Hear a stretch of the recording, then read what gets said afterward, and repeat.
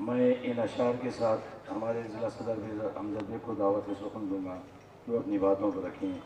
मौजों से लिपट जाते हैं अल्लाह की खातिर, तूफ़ान के तेवर कभी हम देखा नहीं करते। आए अपनी बात को रखें। औज़ुबिल्लाहिमिनश्शैतानिर्रजीम, बिस्मिल्लाहिर्रहमानिर्रहीम। अस्सलामु अलैकुम व रहमतुल्लाहि व बरकातुहू। अजीज साथियों, सबसे पहले तो मैं आप तमाम का मशकूर हूँ। यकीनन आपके जज्बे को सलाम है कि आपने अपनी मसरूफियात में से वक्त निकाल कर इस धरने आंदोलन को अहम समझा। वक्त की ज़रूरत इस बात को समझा कि हमको इस धरने में जाना है, पहुंचना है और हमारा एहतजाज दर्ज कराना है।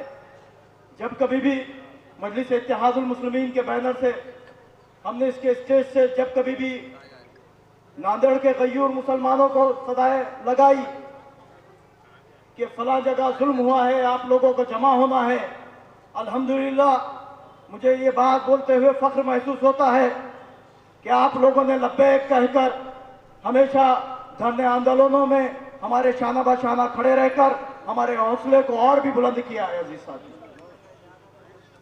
तौहीद की अमानत सीनों में है हमारे, तौहीद की अमानत सीनों में है हमारे, आशा नहीं है मिटाना नामो निशा हमारा।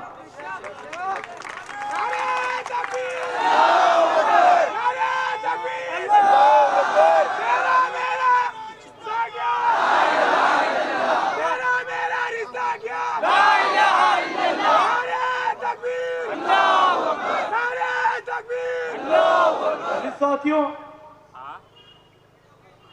तमाम तर यूपी के हालात, हमारे मुल्क के अजीज के हालात हम आए दिन देखते हैं। एक तशवीश जहनों में रहती है, दिलों में बेचैनी रहती है कि हमारा मुल्क अजीज किस राह पे चल पड़ा है।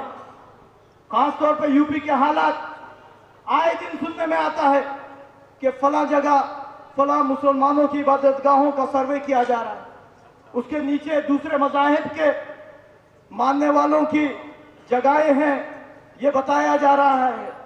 हाल ही में जो मंजर आम पर आया है संभल का वाक़िया, मुख्तसरन आपके सामने रखूंगा कि संभल में वहां की जामा मस्जिद, जो कि आपको ताजुब होगा कि 400 साल कबल उसको बनाया गया था मुसलमानों की इबादत के लिए, किसी एक सरफिरे ने पूरे हिंदुस्तान में इन इबादत गाहों के खिलाफ याचिकाएं डाली।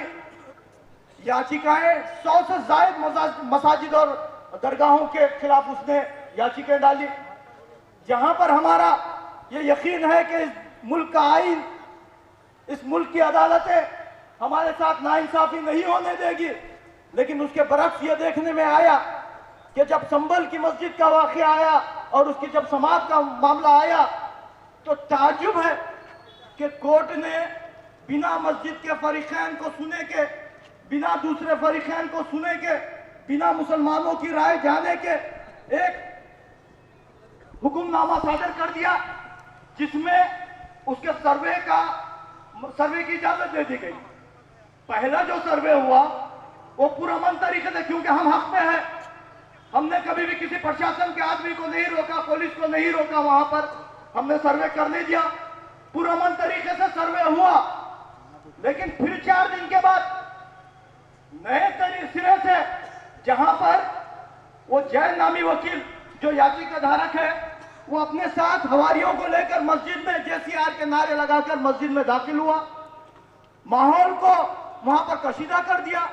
तब तक पुलिस सोई हुई थी, तब तक पुलिस सोई हुई थी।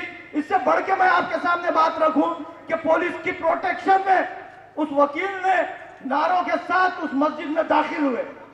मुसलमानों में तशवीश पैदा होना जाहिर था, लोग मशकूक हो गए कि अचानक ये क्या हो गया। फिर एक अफवाह फैली कि वहां पर खुदाई का काम हो गया। ये जानबूझकर किया गया, हमारा ये मानना है कि ये जानबूझकर किया गया। जब वहां पर मुसलमान इश्तियाल में आए और जमा होकर उसका विरोध करना शुरू किए, उसका मुखालिफत करना शुरू किए, तो अफसोस कि जिसके लिए यूपी पुलिस जानी जाती है, उन्होंने वहां पर वहशियत का नंगा नाच नाचते हुए 5 मुस्लिम नौजवानों को, अंदाजा लगाइए मुसलमानों, एक घर में अगर कोई एक नौजवान किसी हादसे में जान बहक हो जाता है तो उस पूरे खानदान पे क्या गुजरती है। अजीज साथियों, आपके जहन को वहां पर ले जाना चाह रहा हूं, उन फैमिलीज के पास ले जाना चाह रहा हूं, उन अफराद खानदान के पास ले जाना चाह रहा हूं, उन मासूम बच्चों के पास ले जाना चाह रहा हूं कि जिनके बाप का साया, मासूम बच्चे जिनके बाप का साया उनके सरों से उठ गया। 5 नौजवानों को उस वहशिया पुलिस ने अपने असलाहों के साथ, जब असलाहों के गोलियों का उनको हिसाब देना है, मुर्दाबाद मुर्दाबाद यूपी पुलिस मुर्दाबाद मुर्दाबाद यूपी पुलिस मुर्दाबाद। तेरा रिश्ता क्या, ला इलाहा इल्लल्लाह, तेरा रिश्ता क्या, ला इलाहा इल्लल्लाह। मोदी मुर्दाबाद। अंदाजा लगाइए अजीज साथियों, अंदाजा लगाइए कि 5 नौजवानों को अपनी सर्विस रिवॉल्वर से, और कुछ जो हमारा शक है, जिस पे हमको यकीन है कि उन्होंने कुछ प्राइवेट असलाहों के साथ उन नौजवानों पर गोलियां चला दी और वो 5 नौजवान जान बहक हो गए। ये कोई छोटा वाकया नहीं है अजीज साथियों। क्या हमारी जानें इतनी सस्ती नहीं है कि कभी भी आपके गोलियों का निशाना बना दे आप? मैं जानता हूं कि वहां की पुलिस की जो पशपनाही कर रहा है, जो पुष्पनाही कर रहा है, वो वहां का सीएम योगी आदित्यनाथ है, जिसके इशारे पर यह सारा खेल हो रहा है। अजीज साथियों, हमको इन तमाम वाकये की मजम्मत के लिए हमको एक जगह जमा होना पड़ेगा। और यह जो जुर्रात नांदेड़ की गयूर अवाम ने जनाब सैयद मोइन साहब की आवाज पर लब्बैक कहा है, मैं ये चाहूंगा कि पूरे मुल्क भर में हर जिले में इस तरह का एहतजाज हो, ताकि इस जालिम हुक्मरान का गिरेबा पकड़ के हम पूछ सके कि किसके इशारे पर, किसके बोलने पर मुसलमानों को खून बहा रहे हो। अजीज साथियों, यकीनन इस वाकये ने कई उन अमन परस्त लोगों के दिलों पर असर किया है कि वहां का जो वाकया आया है, वो लोग जो बड़े बड़े टीवी चैनलों पर बैठकर मुसलमानों के खिलाफ जहर अफशानी करते थे, वो भी ये बात बोलने से खातिर है कि ये जो संभल का जो वाकया हुआ, यकीनन ये जुल्म और बर्बरीत पर मबनी था। अजीज साथियों, अगर हम इस तरह के एहतजाज नहीं करेंगे, इस तरह हम लोग मैदानों पर नहीं, ठीक है कि पार्लियामेंट तुम्हारी है, ठीक है कि असेंबली तुम्हारी है, लेकिन सड़कें तो हमारी है। हम सड़कों पर तुम बैठ कर अपना हुक्मनामा लिखो, लेकिन हमको इस देश के आईन पर पूरा भरोसा है कि हम यकीनन इन रोडों के जरिए इनकलाब को बर्पा करके रहेंगे। जब इस तरह के कवानीन आए 2014 के बाद ही, जिस तरह बीजेपी इख्तिदार में आई और जिस आइडियोलॉजी की बुनियाद पर वो इख्तिदार में आई, यकीनन वो उस पर काम कर रही है। लेकिन अजीज साथियों, ये बात भी मैं बोलना जरूरी समझता हूं कि जब बाबरी मस्जिद का फैसला आया, जब बाबरी मस्जिद का फैसला आया, ये मुसलमानों के मजहबी जज्बात को मजरू करने वाला आया, हमको नामुईज और हमको जो है तो दूसरे दर्जे का शहरी बताने के लिए ये जो फैसला आया था, यकीनन इससे हमारे दिल जरूर दुखी हुए। लेकिन अजीज साथियों, उस वक्त मेरे कायद नकीब मिल्लत अलहाज बैरिस्टर सदुद्दीन अवैसी साहब ने कहा था कि अगर इस तरह का फैसला अदालत की जानिब से आता है, जो कि गैर तवक्को है, अगर इस तरह के फैसले आते हैं तो पूरे मुल्क भर में इस तरह की और भी वारदातें होंगी, और वो हो रही है। अजीज साथियों, इसके फौरी बाद अभी हम यही सदमे से अभी हम उभरे नहीं थे कि फिर हमारे कानों पर न्यूज आई कि ख्वाजा अजमेरी रहमतुल्लाह अलैह, जिसको हम हिंद का सुल्तान कहते हैं, उसकी दरगाह को भी, उनकी दरगाह को भी आज दूसरी चीज बताने के पीछे, या फिर वो शिव मंदिर बताया जा रहा है अजीज साथियों। लेकिन अजीज साथियों, मैं इस मजमुए के जरिए मैं कह रहा हूं कि ख्वाजा अजमेरी रहमतुल्लाह अलैह सिर्फ हिंदुस्तान के लिए मोहताज शख्सियत नहीं है, मोहताज तारुफ शख्सियत नहीं है, बल्कि पूरे एशिया में, पूरे दुनिया भर में ख्वाजा अजमेरी रहमतुल्लाह अलैह को मानने वाले लोग हैं। अगर हुकूमत इस तरह का फैसला लेगी तो यकीनन इससे हमारे मुल्क का अमन व अमान खराब होगा। अजीज साथियों, मैं इस बात के लिए बाबर करा रहा हूं हुकूमत को, खासतौर पर राजस्थान हुकूमत को, कि इस तरह के फैसले खुदारा मत लीजिए, इससे मुल्क की फिजाएं खराब होगी। आप जो मकसद के लिए इख्तिदार में आए हैं, आप ये चाहते हैं कि हमारे मुल्क के अजीज का अमन खराब हो, तो वो हम होने नहीं देंगे। अजीज साथियों, अजीज साथियों, आप लोग आए इस एहतजाजी धरने में।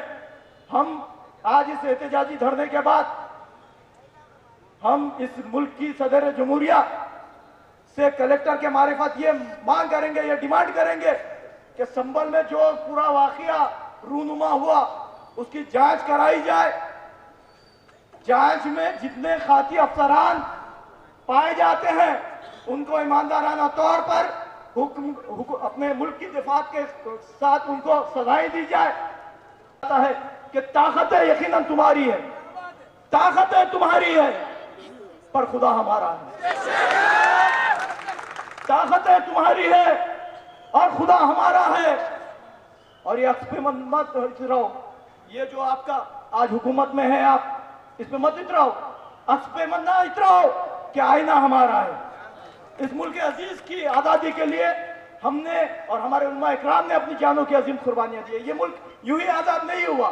तो जितना ये मुल्क नरेंद्र मोदी का है, जितना ये मुल्क योगी आदित्यनाथ का है, यहां बैठे हुए हर शख्स का ये मुल्क उतना ही है। हर साल वहां पर शाले गुले अकीदत वहां पर भेजता है। अब क्या कहेंगे वो? अजीज साथियों, हमको ये जो मामलात है इसी तरह हमको पूरी ताकत के साथ, हिम्मत के साथ हमको एक दूसरे के शाना बाशाना खड़े रहना है, एक दूसरे के इंतशार को खत्म करना है, इत्तेहाद और अमन के साथ हमको इस तरह के एहतजाजात और भी करना है। बस यही एक मैसेज लेकर आप लोगों के दरमियान में आया था। खुदा हाफिज।